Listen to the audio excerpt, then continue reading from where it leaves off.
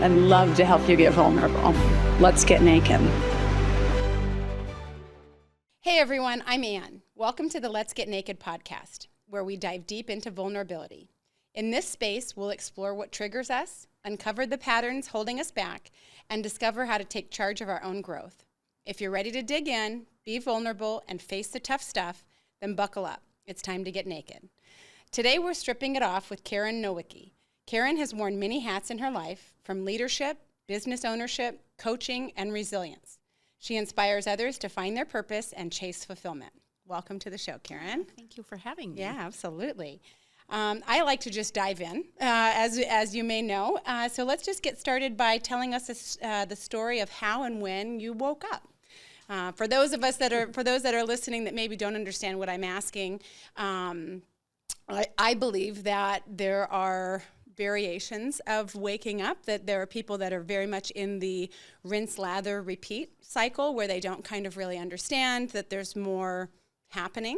And then there are those of us that I feel like have woken up or are in different degrees of waking up, where we really realize the importance of being of service to others and really being plugged into the universe. And so I have found that people that are awake usually have a story that kind of goes with, when that happened for them. Some when they were young, some, for me, mine was much later in life, unfortunately, who knows. But do you have a story of kind of when you feel like you woke up? Which one do you want? Yeah. And I think I'd add to that, for me, my experience for myself and clients is we're never really fully awake. Yeah. We're just going to get kicked back in the butt for a new experience to continue to grow and expand. So two things come to mind when you ask that question. The first one, which was maybe when I semi woke up, is after having my first two kiddos who were 28 and 30. Mm-hmm. I had pretty severe postpartum depression. Okay. And it was part of the baby books that I skipped. I read so many books on parenting and motherhood, and I'd get to that chapter on postpartum depression, and I really thought I had a choice, like, oh, that's not me. Right. I've got it together. Right. I'm not going down that path. Yeah, and I literally would just not even read those chapters. And it was with my oldest is 30, rocking him at night and having these visions out of nowhere where I might hurt him. Devastating, horrifying, scary. Fortunately, I never acted on it, and immediately was like, what is wrong with me? How could I possibly even think about harming this little baby who's been entrusted with me, and that's me. Yeah. And so after the second time it happened, I told my husband, which was scary, and I went and got help. And a lot of things unraveled after that. Like, that's a mental health thing, right? And so I began to openly talk about that, and then life just began I found ways to learn, grow, be of service to others, to use your language and help. I got certified as an integrative coach and a shadow coach, and really became to better understand how to be the best version of myself, so that I lead with my soul versus my thinking, and also no leading with just the emotional part of me, which I had done previously. So then fast forward to just 5 years ago, I think the most major, impactful lesson or calling was when my then husband landed in the hospital after shooting himself in the head with a suicide attempt. And it came out of nowhere for me. I mean, clearly he was on a journey, but kept it to himself. And he spent the next month in trauma intensive care unit, and then after that in a post-acute facility for another month. And then I just had one kiddo left at home, who at the time was 12. And I tried to bring him back home and reintegrate him, and wasn't able to do that. He was verbally abusive to our son, and I had to make a choice, and got a divorce. In that first, 3 or 4 days that Mike was in the hospital, I remember waking up, and you and I spoke about this before we started the conversation today, just around how the universe speaks to us. I woke up, and the first thing I had on my heart, or on my mind, really was almost like this loud download that said, you're going to talk about this while it's happening. And this is only 3 days into, I'm still in shock, still in trauma, and I just laid in bed, and I don't know if I'm allowed to. Please, do we yeah, swear we on use this all the words. We podcast? use all the words, Karen. I remember thinking to myself, and again, this is God or the universe Yeah. speaking to me is my way of explaining it. And I thought, I'll just say, screw you. Yeah, yeah. It was stronger than that. Yeah. And I thought, oh, another big lesson. And this one's too big. This one's too private. It's not my story. I'm clueless as to what's happening. Never been in this experience before. And then the next thing I heard was, I've been preparing you your whole life for this. And that's really when my fuck you got serious. Yeah. I thought, really, this is the love of my life. We were together for 15 years, and he's was choosing to leave this world, and what do I do? Yeah. How do I do this? And how dare you suggest that this is where you've brought me? Yeah. I'm in love. I love my life. We both had our own businesses and had just started them, and a son together, and just neat friends, and now this. Yeah. And I'm a good listener, and I follow where I'm led when it comes to spirituality and growth. And so I chose to openly write about it first on our what do you call it? I don't know, GoFundMe campaign, or the Caring Bridge updates. Yep. And then eventually Facebook for almost a year and a half. Wow. And lost several people close to me. His family refuses to speak to me. My sister and I had a falling out. I was very careful about what I was sharing. I had a couple of friends make sure that they read every entry, so that 3 things. 1, I was taking care of myself. I was being respectful of Mike's journey, and not stepping over what he wouldn't want people to know. And that's tough to do when you're talking about somebody else's attempt at life. Yeah. And then thirdly, that if there was an opportunity to have somebody learn from it, was there that component of it? Lastly, though, that it didn't become this thing that I was trying to fix everybody or trying to be something bigger than who I am, if that makes sense. It does. And there's only one entry that my best friend from high school and another dear friend from years later and a professional friend around coaching and integration and helping people said, yeah, maybe just like leave out this sentence. I don't remember what it was. Right. But every entry, they were like, this is spot on. And I will tell you that I grew a great following of people who needed to hear what it's like to be a casualty of a suicide attempt. Yeah. That's really kind of what I would say that Ivan and I we were casualties to this decision, this choice. And I'm not making Mike wrong for it. I don't even know how I feel about any of that. I just have shared my journey. So since then, I've had to rebuild my life and rebuild it without him, which was never part of the plan. Yeah. I will say that he passed away a year ago in Wisconsin. He went home to be with his family after he kind of struggled to find his way here. And it was very tough all the way around. And so I, just continue to shift and pivot and question a lot. I still question, did I make the right decision? How, is it okay to fall in love again, which I'm now engaged to be married, and all those things. And learning how to not be as concerned about what everybody else thinks of me, even though I'm still concerned about what everybody else thinks of me. Sure. There's still that little girl in me that wants to please. Yeah. Even though I've come a long way to say, I just got to navigate life the way that I'm led. Yeah, no doubt.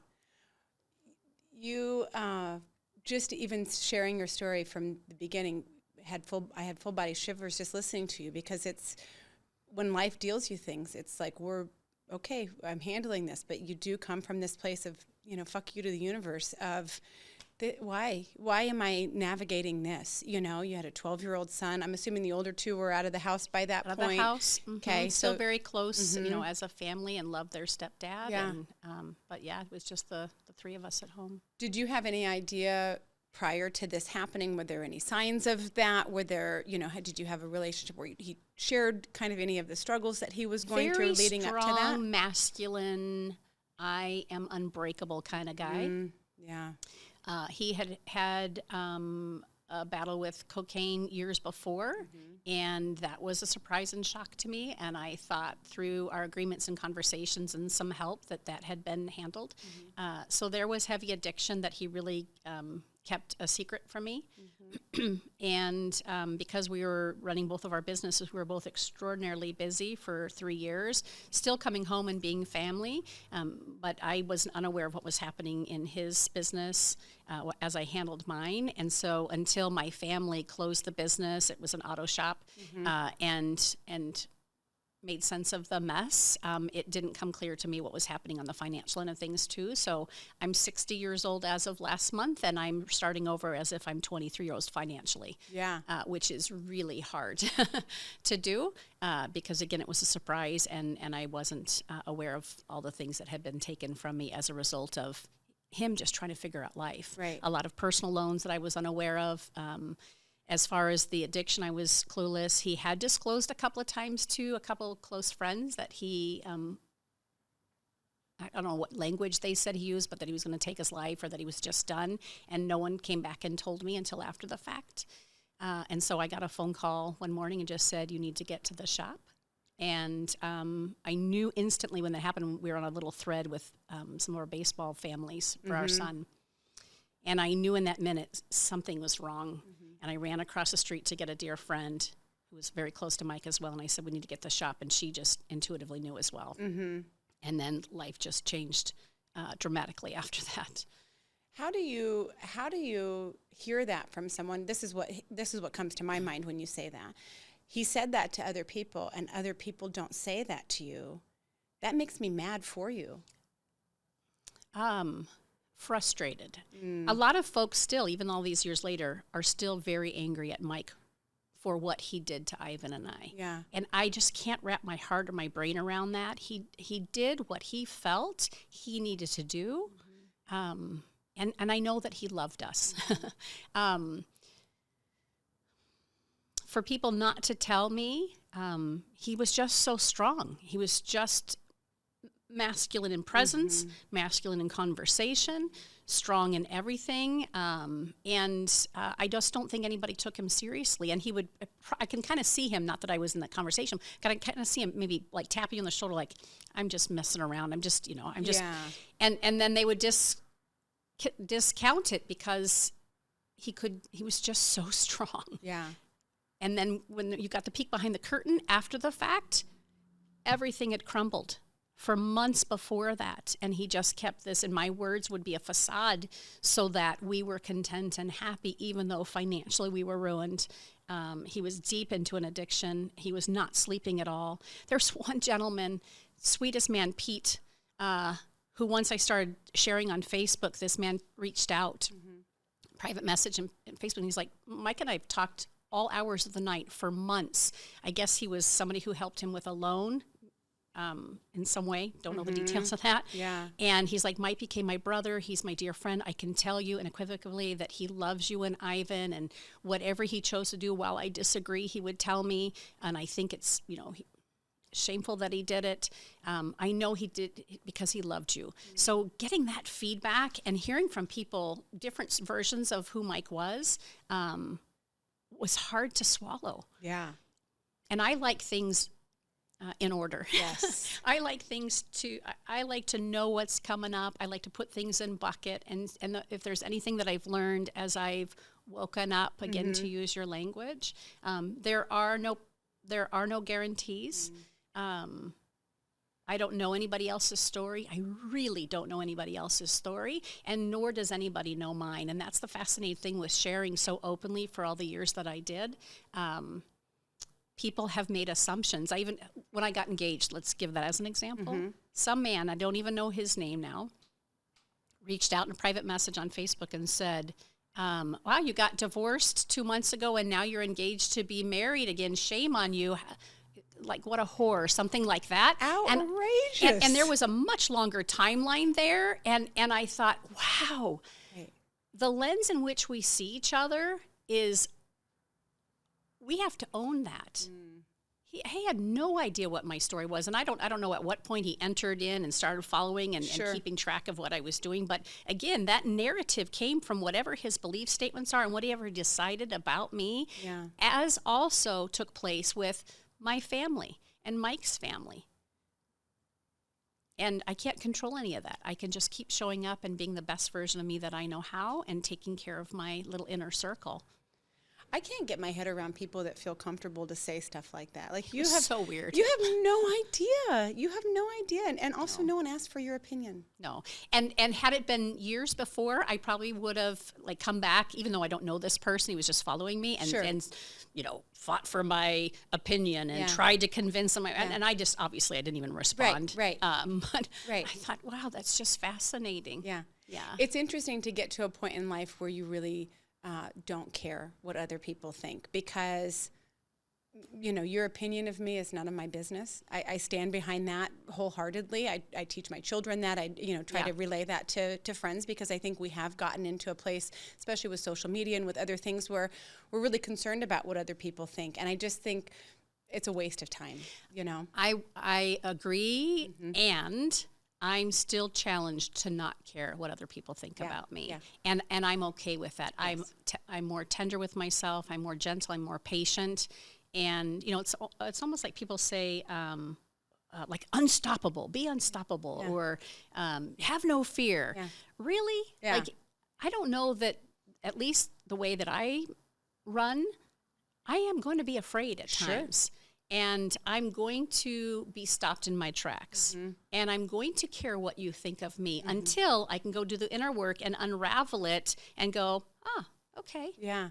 I don't need that, so I'm going to choose to keep it out here, if that makes sense. It totally does. I think that all ties into emotional intelligence and also just really understanding. I think that mentality of like, I don't have fear, I don't, unstoppable, all of that. I think that's not having a grip on your emotions on the other side of it, because we do all have those things. So it's like, yes, you can still do those things afraid. That's part of it. It's like, I've gotten to a place in my life where I'm not going to come from a place of fear. Doesn't mean I don't feel fear. It means I'm not going to let that dictate what I'm doing, and I will still do things afraid, So it's still recognizing that that's there, still owning that, but being intelligent enough to know that that's not going to stop me, I'm curious about, when you say after the things that you learned kind of after the fact.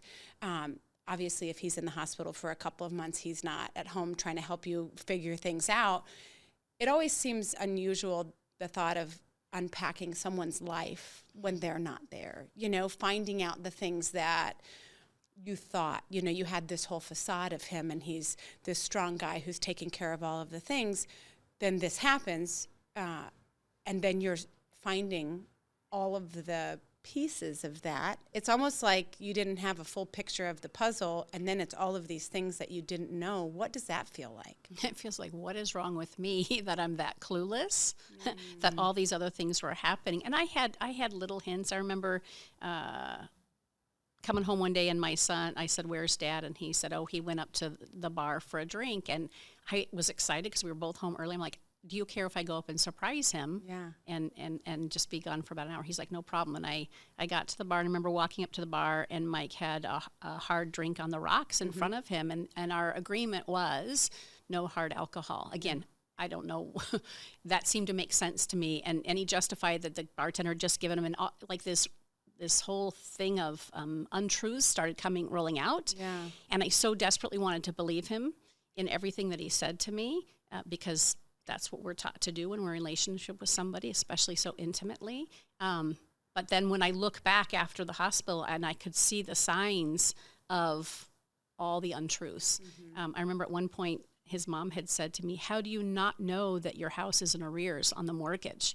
And I said, here's how I not know. Yeah. I had my bills that I paid, and when I paid them, I told him I was paying them. Yeah. And when Mike told me he paid them, I believed him. Right. Yeah. I never thought to check, and he just did just enough to never have it, go into foreclosure for us, and I just didn't pay attention. Yeah.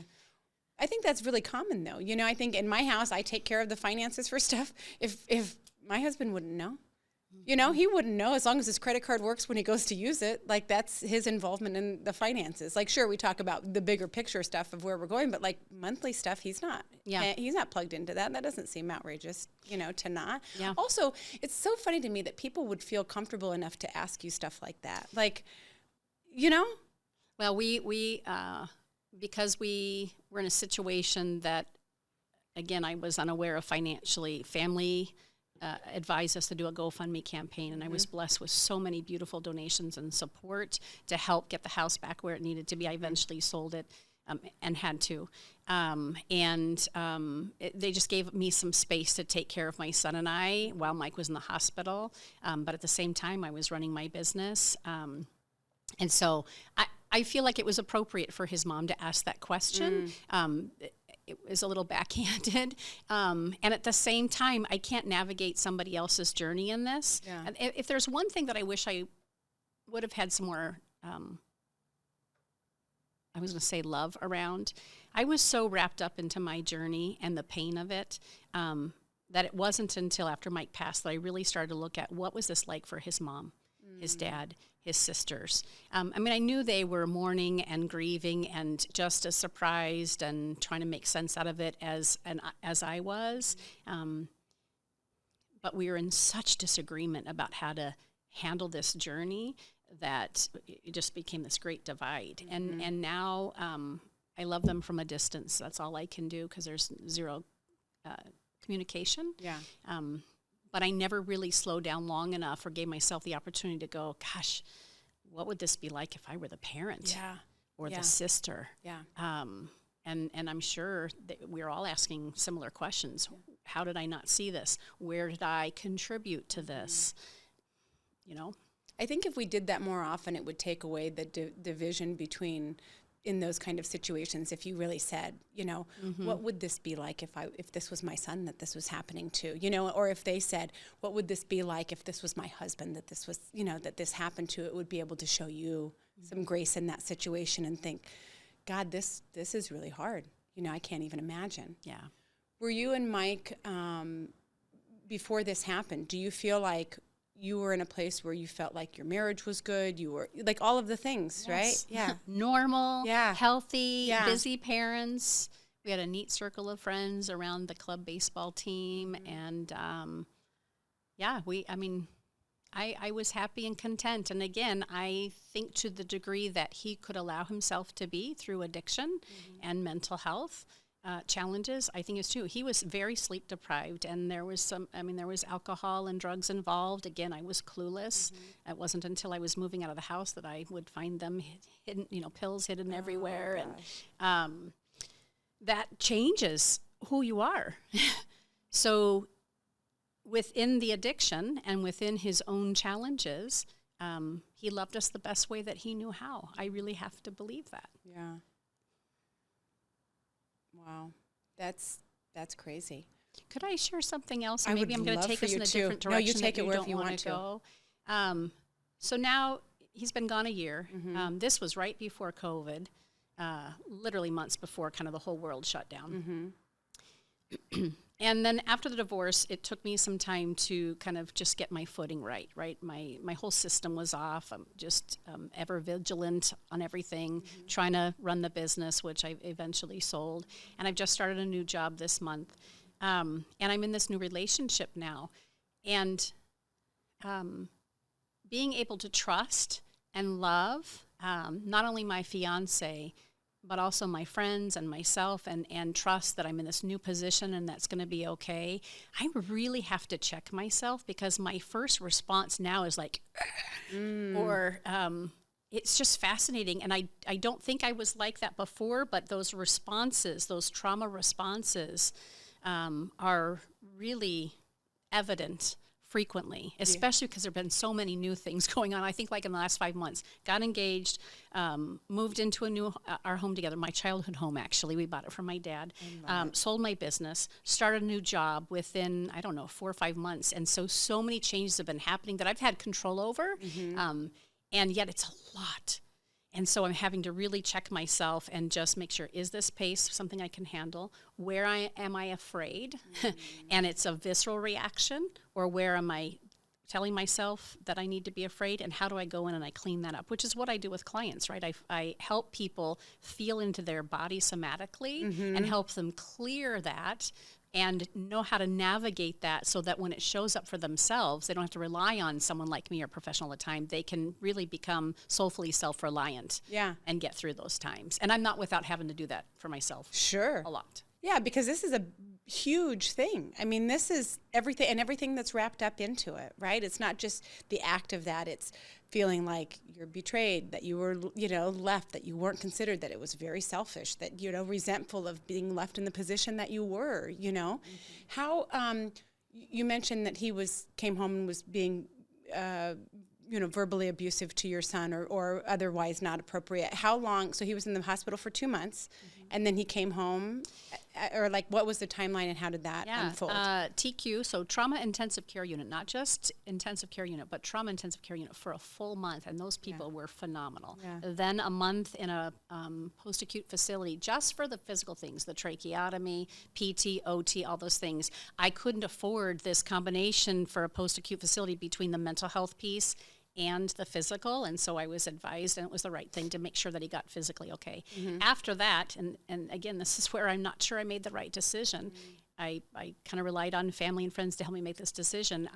We moved him into an apartment, and even a hotel before that, because people, including myself, were afraid for him to come home and be with Ivan and I. Yeah. So that was another month of this back and forth every day to check in on him, and it was awful. Yeah. And then eventually felt safe enough after some outpatient therapy to have him come home. And so really like 3 or 4 months.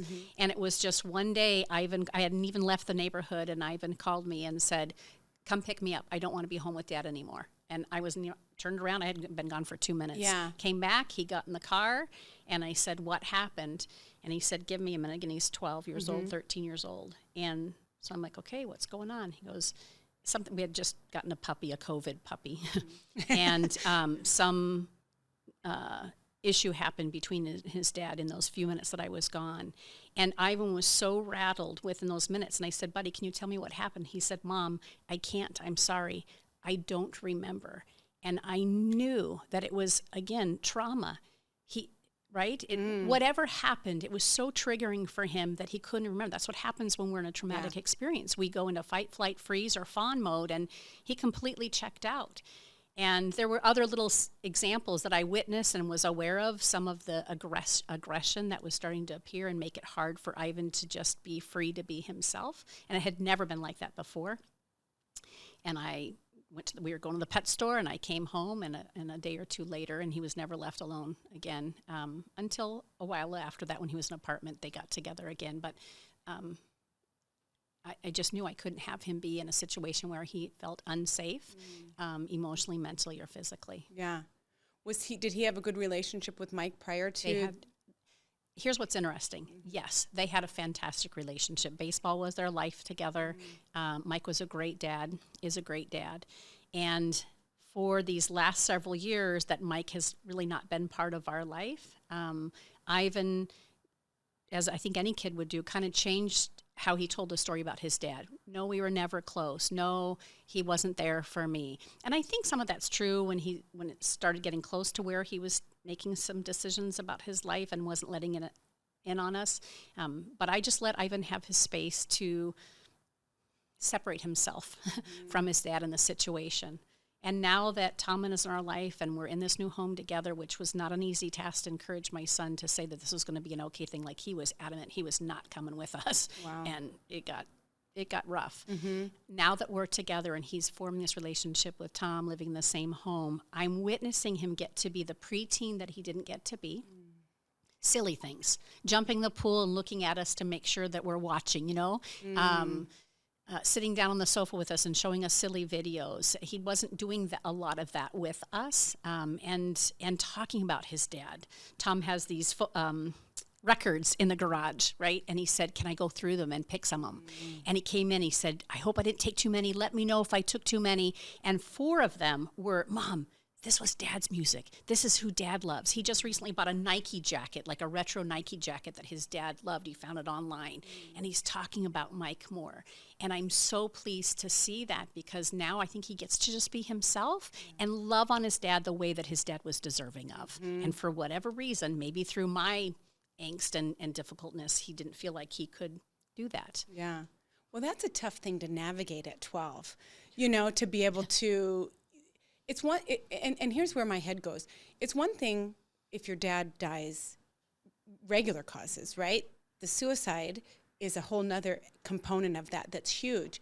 And on top of that, having it not actually be successful is another component of that, where it's like, what does that look like? Like, what are the emotions that you process for that? Because from the outside, and I've never had anything like this happen, but from the outside, I feel like there would be resentment. I would be mad. I would almost wish that it had gone, because you're dealing with, yes, the loss of all of that, but then all of this messy everything else that goes on top of that, especially as you're finding out some of this shit that he was keeping from you, or not taking care of you in the right way. And again, I know that he's doing the best that he can, so I'm definitely not trying to vilify him at all. I totally get all of that. But, from your standpoint, what does that look like? Well, for my son, I don't know, right? Again, to what we said earlier, can we really know what anybody's journey is without really knowing what's going on in their head, their heart, and their body? Everyone who knows my kiddo will tell you he's a great young man. He's an honor student. He's an athlete. He gets along with, 2-year-olds on up through 90-year-olds.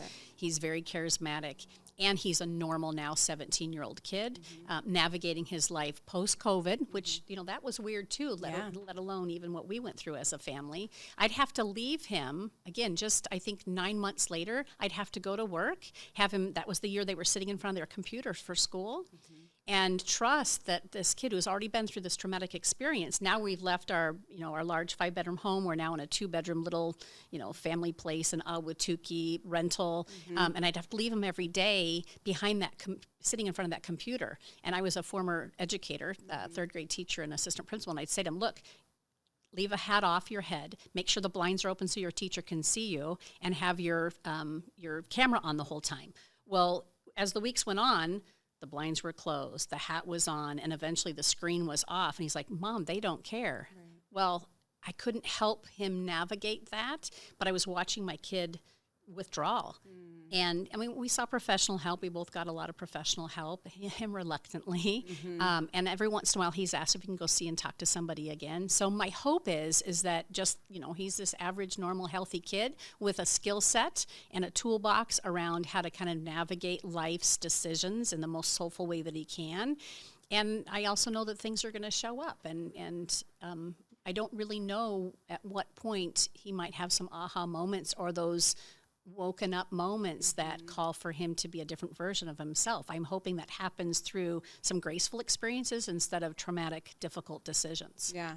I think when our kiddos go through difficult stuff like this, it really sets the stage for them being able to show up for other people too. That being part of his story will be huge, right? He'll be able to take that toolbox. And yes, it sucks that at 12 he had to deal with all of that and navigate all of that, but how much better he will be as an adult or just a person of any age, being able to really shine light on that for people or share his story or be that example.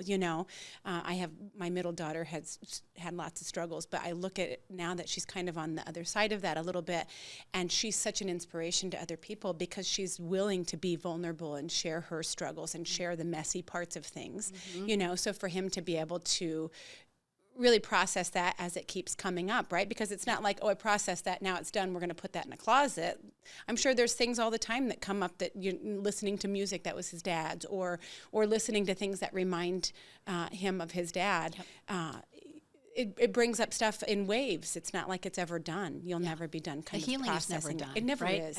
It never is from any of the things that we go through, which is interesting to me because, we were talking about kind of the work and it's like, oh God, now I have this next lesson and I don't want to do this one, or whatever. But it's amazing how the universe just puts those lessons in front of you, whether you're ready or not. It knows when you are, and so it's just going to keep putting them in there. Yeah. That's absolutely fascinating. I have a 17-year-old son, and as I'm listening to you speak, I'm having a hard time not kind of, what would that be like? What does that feel like? Because I look at my son's relationship with my husband, and it's powerful. It's so cool to watch. So to hear him talk about, the club baseball, and that's your dad, and so.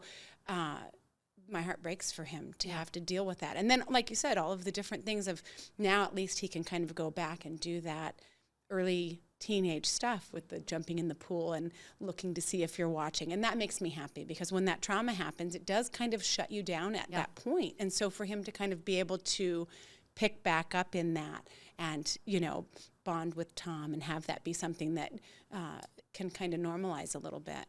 I don't know if I have time to share Please this, do. but while I was dating, it was really hard for Ivan. There were a handful of people that I dated for several months, and I'm an open book, and I'm also someone who, if we care enough for each other that we're going to be spending time together, I want you to meet my kids and my inner circle. And so Ivan would meet, you know, he met a couple of guys that I dated, and it was very hard for him.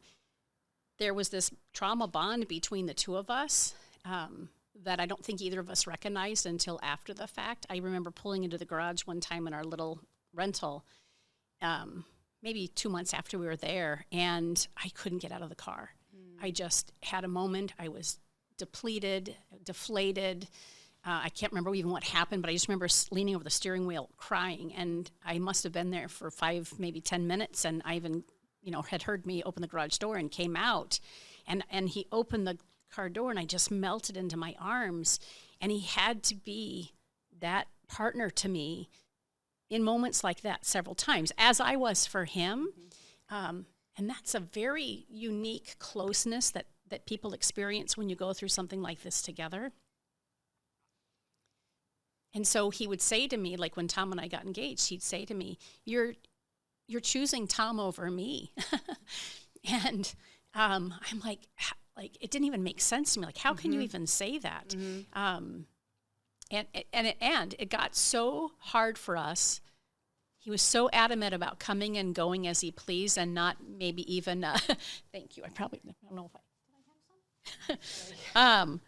He got so adamant about us not moving in with each other, and part of the decision for Tom and I was financially too. Again, I'm still rebuilding. Yeah. And so grateful that we have this now home together. And we can build. We're both having those conversations about finances that Mike and I hadn't had, and it just feels phenomenal. I lost my train of thought. You were talking about in the garage when he came out and he was... Yeah, just that. So I you know, he had to be there for me like an adult at times. Not that I ever intentionally put that on him, but when I can't even get out of bed or I can't make breakfast, and there were those days, a lot of those days. Yeah. To then switch and realize that he became that partner to me in ways that I never realized until I had a partner in my life who wanted to care and take care of me. And so I had to help him unravel. I know what I was going to share. This was a really hard decision. I said to him when it got so ugly, if you choose not to come and live with us and you think you're going to come and go as you please while still, you know, a minor in our home, then you're going to have to legally emancipate yourself from me. And when you move out, you're going to take everything with you. I will tell you, Anne, had that actually happened, I don't know how I would have survived. You're killing me. I have a 17-year-old boy who just, all of the things that you're saying, I don't disagree with any of the stuff that you're saying, right? But it's like, that's so hard to do that as a mom, you know? And I had to, it got to that point where I felt like I had to be that strong. Like, okay, you think you're the boss, and you think you're old enough and mature enough and savvy enough that you're going to navigate the world and couch surf on all of our friends, you know, sofas, just because you think it's going to be so awful in this new situation with Tom and I, who've chosen this as much for each other as for you. So if you can't see through that, then you are going to have to do this legally. Yeah. And I seriously am so grateful that he didn't choose that. I might even say I kind of called his bluff. Maybe that's not great language. But the risk in saying that to him, because had he chose that, I really don't know how I would have gotten up every day after that. Yeah. So again, I'm grateful. Within days, it was joyful. He loves being in our home, which was Grandpa's home before. He loves having a pool. He hadn't been inviting friends over into our small little place, and now we have friends over, you know, quite frequently. It's been magical, and yet some really tough decisions and really difficult conversations, because we have had our own experience in this and have, again, no clue what it's been like for each other, even though we've been extraordinarily close and navigating it together. Mm-hmm. What a bond for you and him, you know? What a bond. I look at the phases of that for him, and like you said, him having to kind of fill in and be that strong person for you, and then having Tom come into your life, it's another thing for him. So it's just kind of been one thing after another. So I love to hear that he's settled into that and understands. You know, I think kiddos resist certain things, and I do think that we have to do that tough love component of it. We're not doing it this way. This isn't the right way, and I'm the adult who has more years on the planet, and so I can see that this isn't going to work out, even though you're going to kick and scream. So I'm very happy to hear that that's how that, you know, has ended up or is progressing. What do you feel about, you know, when you look at Mike being raised this strong, we don't talk about the things, right? That's a big component of stuff that I talk about, because I feel like, you know, the women in our society have been raised to not have a voice, to not speak up, to like all the things, but men have been raised to not show emotion, to be strong, to all of the things. How are you raising Ivan to be different so that he can have the emotional intelligence and can know that you get support for things, or we talk about things, or there's not things that are shameful when you're struggling? You know, how do you do that? Well, I only know how to be me, and because professionally, as much as personally, I've really chosen to listen to my inner landscape and know how to navigate it. My kids it probably drives them crazy. I talk about everything, and I share very openly with them, and I want to look underneath what's being said. And so they don't know any different. Mm-hmm. I will also say, though, that they're making their own choices and navigating life the only way that they know how, and aren't as open as I am. And maybe my daughter is, but he has the skill set. How's that? I know that he has a skill set because I get that feedback from other people. He is very compassionate. He's very empathetic. And when there's challenges, he's pretty independent. He'll take care of them himself, and he also knows he can always come to me. Yeah. Yeah. I watched my son develop, and I got sober 8 years ago, and that's really kind of was a defining thing in my life. But to watch him, because I'm the same way. I allow the mess to be out in public. I'm not hiding that, you know, not necessarily public, but yes, now public, but in my house where I'm not hiding those things that I'm learning and figuring out in front of my kiddos. And I feel like that's been a gift, you know, even though that was hard and it was messy and it was all the things. I look at all three of my kids now, and I am honored with the emotional intelligence that they have, that they would not have had I not been willing to do those hard things in front of them, had I not been willing to show the underside and understand and talk about the things. And so I think us being willing to do that with our kids, and then they also then in turn can do that with their peers or with other people that are in their lives. I think doing this work is huge. You know, him just being willing to come and speak with you about things, or being comfortable, or I hope we're raising a better generation of men than our husbands and that our brothers, and, you know, all of that. Where they weren't allowed, as you said, they weren't allowed to show the emotion and show, I think, vulnerability emotionally. Yeah. For me, vulnerability was always a weakness, you know, prior to, you know, for me getting sober and kind of starting to dive into that. And I look at my brothers, I look at the, you know, my sisters that were raised in our household, or people that were raised around that time or whatever, and it was very much like that. You know, it was, we don't talk about things, very much based in shame, you know, very much based in what would people think and what would people say. You know, I always tell people I was raised to be a liar, you know, because you hid those things from people. You didn't want other people to know. And it's almost what fuels me now, because I just think, we're not doing that. You know, we're talking about all the things, and I don't care if it's messy or whatever, but we're not living in shame when it comes to any of the stuff that we do. Everyone's just doing the best that they can. And in my household, if everybody woke up on the right side of the grass, we call that a win, you know, because things are hard and things are messy, and we should be able to talk about those things and share how we got through that and what our struggles were, and acknowledge I couldn't get out of bed for a while. Right? Because that's the stuff that I think, I'm getting full body chills just saying that. That's the stuff that I think makes people uncomfortable, is that level of grief, that level of the stuff that you're processing, is it makes people pull away because they don't want to get involved in any of that mess. And it's like, no, that's what life is, It is life. It is life, Yeah. Whether it's big trauma or little trauma and Yeah. everything in between, we're all navigating this journey, I think, while we're here. And in my opinion, to be a better version of ourselves Yes. before we leave, Yes. whether we are signing up for that or not. Right. And we have to have those hard conversations, and the tears, and the angry moments, and the confusion, because without that, what are we doing? We're on autopilot, and what's the point? Yeah. So you're right. I mean, I think for kids to have the opportunity to be in an environment where they're free to be themselves, is a very powerful opportunity. Give them those moments to cry when they're sad or be angry, Right. and still have ground rules and boundaries, Right. and even some expectations, and also know that they're going to have their own journey, whether it's one that we agree with or not. Yeah. Yeah. And really supporting them through all of that. I look at that from the standpoint of our generation and how a lot of the men were raised in that. And we didn't process emotion. Don't cry, I'll give you something to cry about. That whole mentality, which is, let's not do that to our men. Let's not do that to our boys anymore. We know better. Let's do better.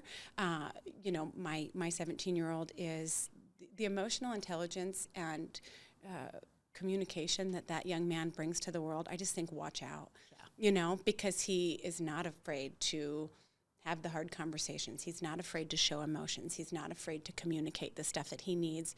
And I find that in my life, he's one of my biggest teachers, Yes. because he's willing to say the things. He's always very respectful, and we always have great conversations, but it blows my mind because I look back at me when I was 17 and my relationship with my parents, and it was like, we don't talk about any of the things, none of the things. I was raised very religious, and it was, if you're doing it, we're not talking about it. If you're, just all of that. And I think, what a shame. Yeah. And I look at people even nowadays who still come from that kind of school of thought. And that's part of why I'm having the conversations, I love it. Because I hope that people hear that and say, wow, that's crazy that you went through the things and you're willing to say the things about, this was really hard, or this is how I feel, or this is how this made me feel, instead of just, I got through it and just glossing over it. It's like, no, I couldn't get out of bed. No, I was in the trenches. No, it was messy and we didn't navigate that well. But also,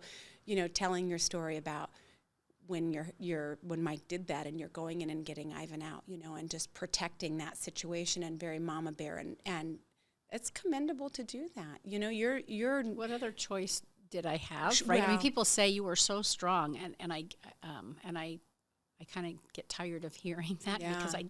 I only knew what I knew how to do, Yeah. and I didn't do it well, and I did it messy, and I did it in front of people, again, to go back to that morning waking up and really being encouraged and told to share this while it was happening. I was prepared for it. I had already gone through a lot of training and personal growth. Reading books and seminars and webinars and getting certified for myself and to help others. Because the greatest thing that we can do for ourselves is learn to love ourselves through everything. Yes. and really learn to what is going on up in my thinking, and how can I influence it so I'm more graceful, more patient, and more loving to myself, because that's where it starts. Then I can be more loving and patient and graceful with you. That what you said right now is so huge on any, not just the topic of what you went through, but just in everything, being able to really love ourselves and show ourselves grace. And when you're able to do that, you're able to then spread that out. And I think if people realize that, right, people that have so much judgment, it's because we're so judgmental of ourselves as well, right? It all starts with internally, and then we externalize that and then go do horrible things to other people because we're horrible to ourselves. So learning how to do all of that, for yourself has been huge. Wow. Your story's completely blown me away. Yeah. What does it feel like to be, one of the things that you said in your questionnaire was being the casualty of someone else's addiction. And that's fascinating to me because of my own story as well, right? I think my husband is the casualty and my children are the casualty of my addiction.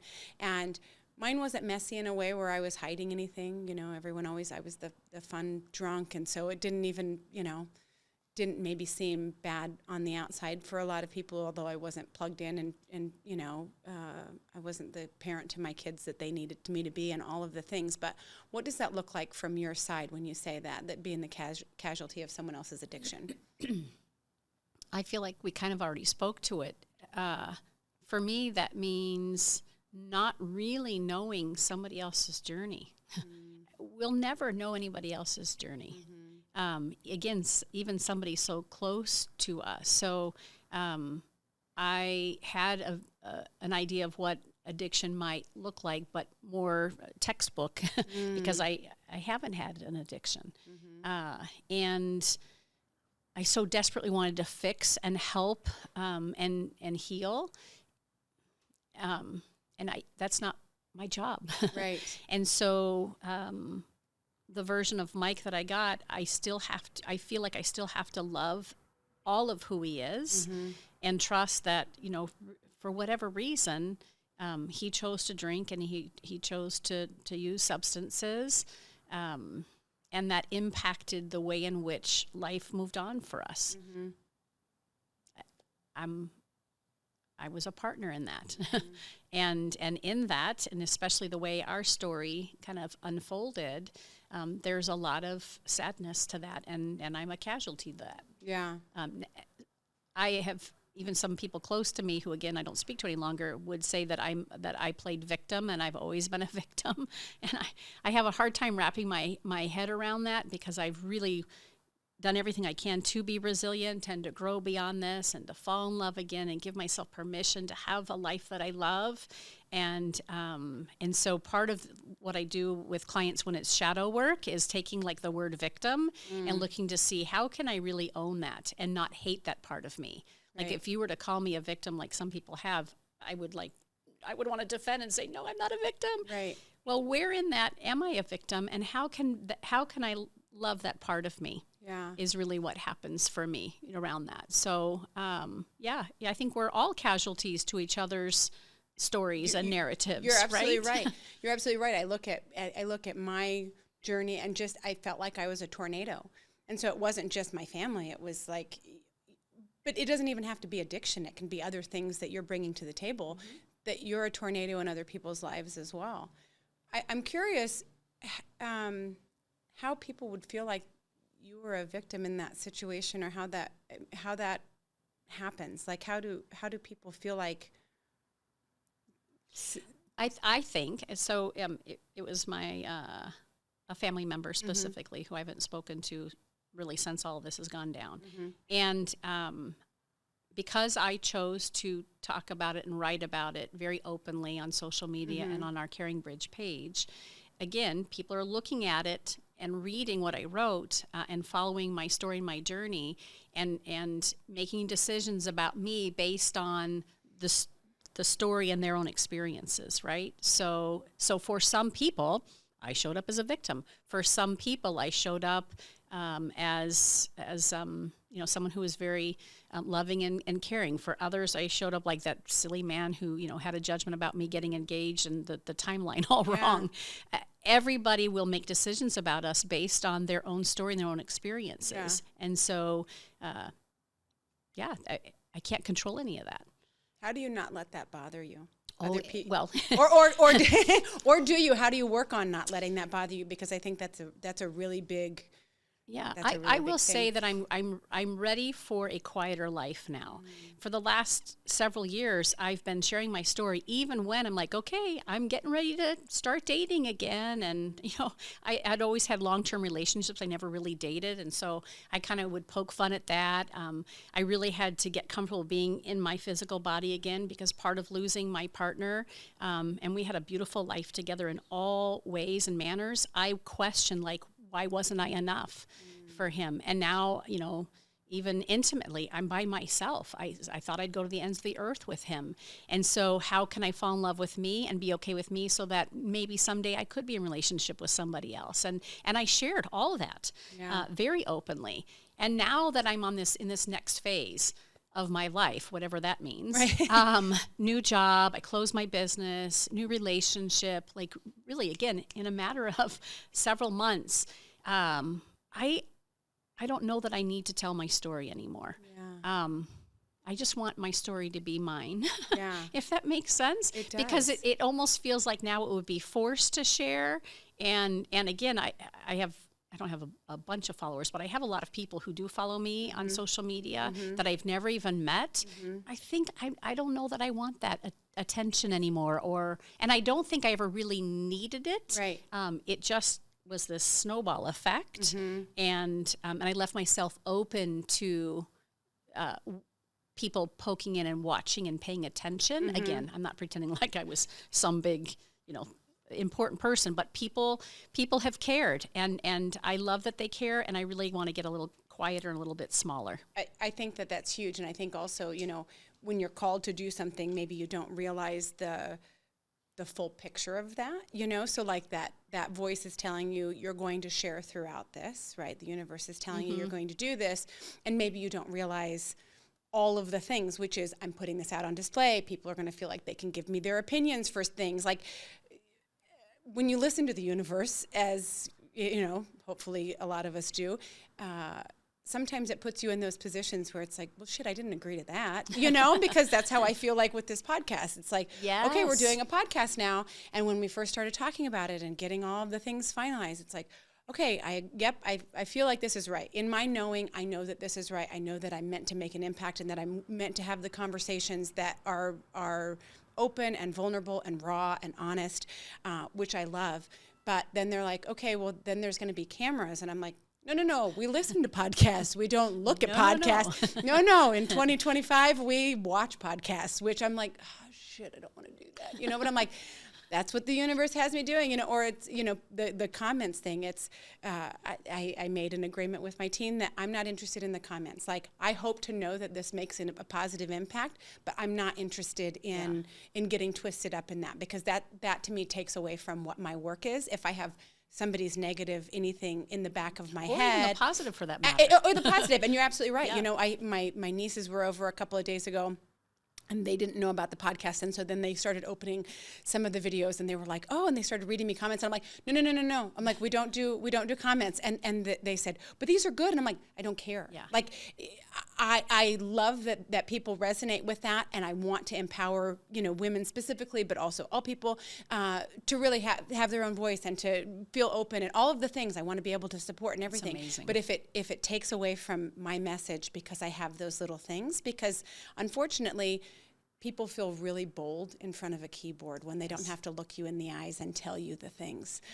Also, you have to kind of earn a spot at my table for me to really take your criticism or your feedback. And so for people that haven't earned a spot at my table, I can't get twisted up in that. And I encourage that for everybody. You shouldn't be taking advice and feedback and criticisms from people that either haven't earned a spot at your table or aren't in the world that you want to get into. Yep. I think so many people listen to the chatter and the noise, and to me, it doesn't matter.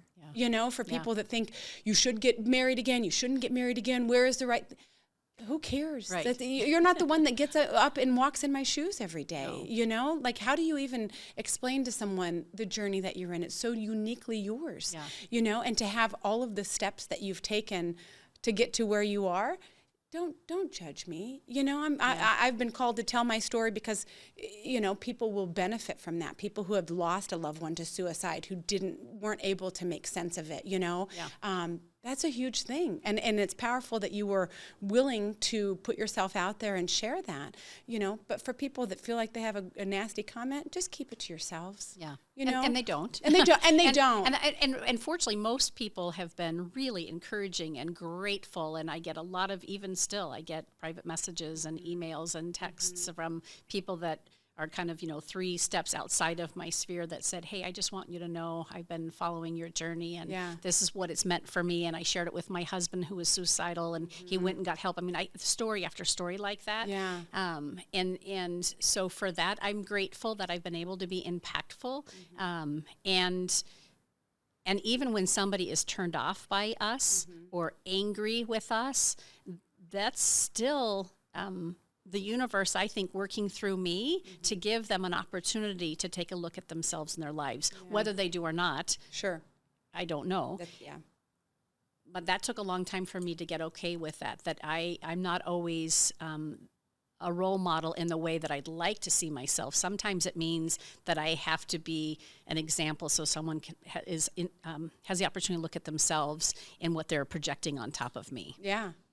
And then just working on not taking that on yourself. Yeah. Right, because it's not yours to carry. Right. Excellent. Well, thank you, Karen, for coming and spending time today and for being willing to be so vulnerable. Yeah, no, I really, really appreciate it.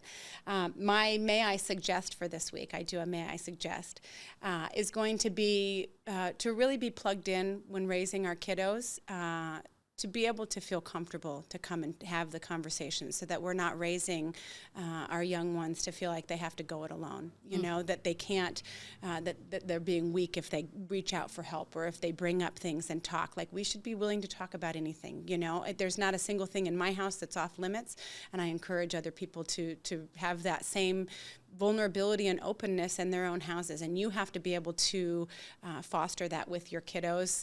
They're not going to do it for you, so you have to be willing to have the difficult conversations about all the things. So that's my May I Suggest for this week. That's our time for today. If you have questions or suggestions, send us an email. Our email address is ladies@letsgetnakedpodcast.com.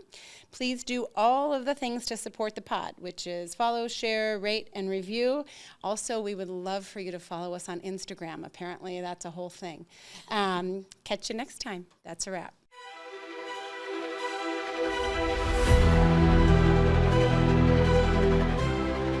I'd love to help you get vulnerable. Let's get naked.